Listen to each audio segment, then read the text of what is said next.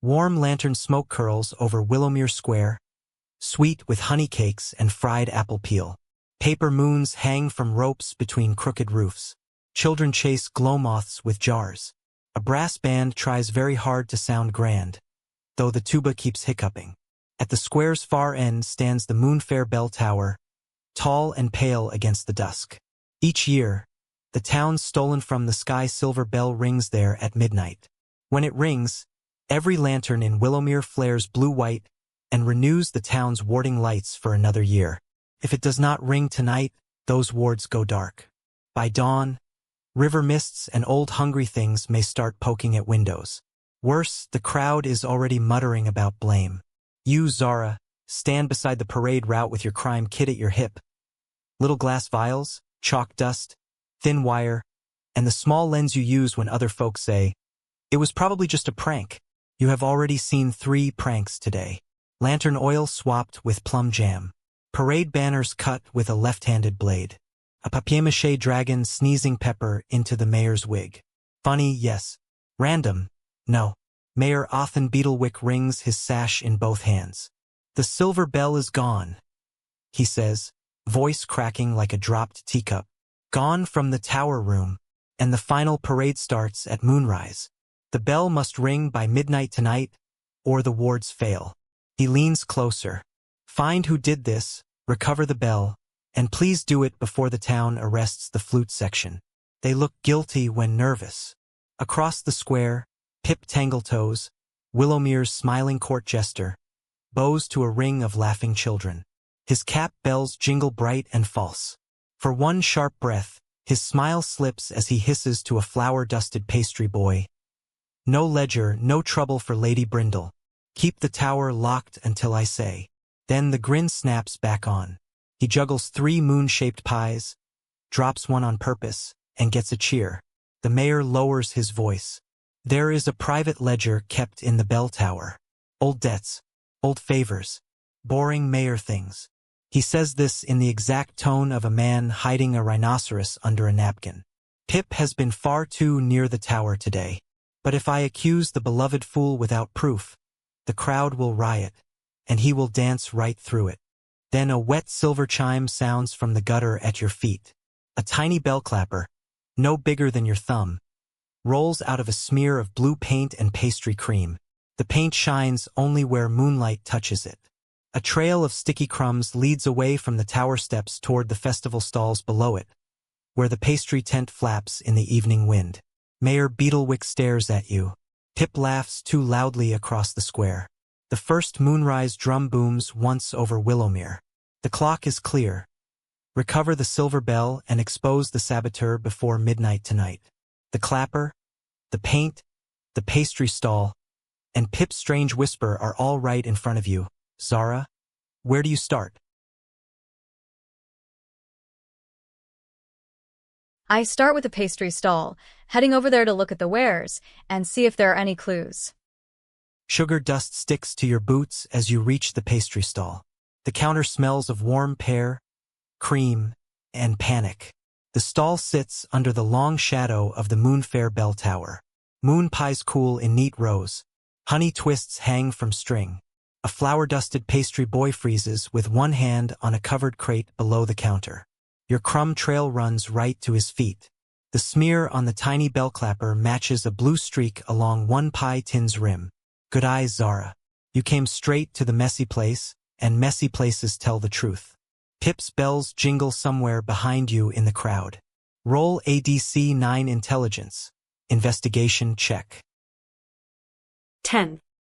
The crate gives a soft clack under the counter, like teeth in a box. The pastry boy goes pale.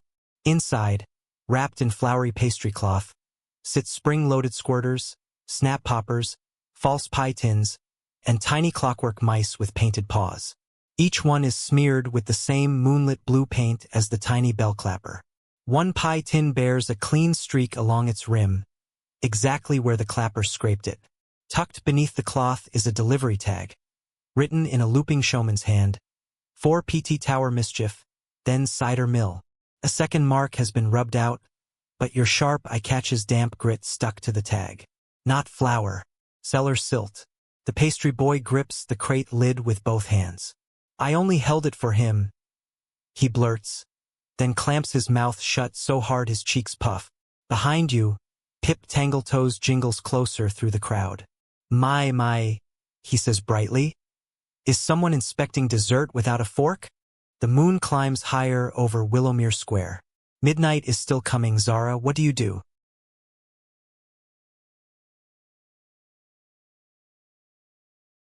I saw something witty about the bell and buy a honey stick. I don't need them catching on, and I want to start looking towards some cellars. The honey stick comes away warm and sticky, a fine little mask for a sharp little hunt. You toss out light as festival fluff. Well, if the bell's gone missing, I hope it at least left a tip. The pastry boy gives a weak snort. Pip's smile stays bright, but his eyes flick to the crate, then to your hands. The joke fits the noise of the square. The honey stick gives you something harmless to hold. That makes your move toward the damp silt clue look almost lazy. Roll a DC 8 Charisma Deception check. 18. Pip laughs at your joke, bright and fooled. The pastry boy relaxes, and the path away opens like a clean cut. Your honey stick drips onto your glove as you stroll off. No one calls after you. No one grabs the crate. Pip even turns to bow for a toddler wearing a paper moon hat, which gives you a perfect gap. The damp grit on the delivery tag had a sour apple smell under the flour. Not river mud. Not street muck. Cider press silt. The old cider mill sits beyond the square, where its root cellar floods every spring and never quite dries. Behind you, Pip's bells jingle once, light and merry, somewhere in the crowd. Moonrise climbs higher over Willowmere Square, and midnight keeps its teeth hidden for now. Zara, how do you pursue the cellar silt lead? I use my stealth to blend into the crowd first, then sneak off to the cider mill. Festival drums cover your steps. A cart of mooncakes rolls past, and you vanish in its warm apple smell. You drift with the crowd, honey stick in hand, just another fairgoer in the glow.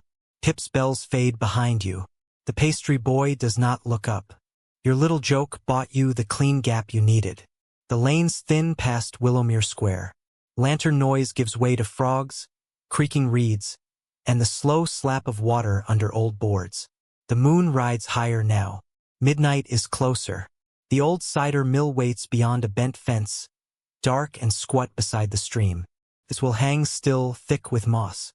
Inside, rotten apple pulp scents the air. A trap of slick stairs drops beneath the press room. At the bottom, brown water fills the root cellar up to the third step. Something silver glints below the surface, half hidden among floating apples and old jars. A blue paint smear marks the cellar doorframe, bright where moonlight cuts through a cracked window. The lead is real. The bell may be down there. Zara, what do you do? I look for a way in, aware there may be traps around. A wet rope brushes your boot, almost too neat to be junk. The mill holds its breath around you. Your careful eye slows the moment. You do not rush the slick stairs. You scan the doorframe, the crates, the warped boards, and the blue paint gleaming in moonlight. Roll a DC 9 Wisdom, Perception, or Intelligence.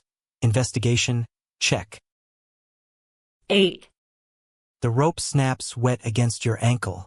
A sour apple smell jumps from the stairwell as something wakes above you. You catch the trick one breath too late. The left side of the slick stairs is safer. Old nail heads there give grip, and the water has not slimed them smooth. Down below, the silver glint still waits under the brown cellar water. But your boot has tugged the line.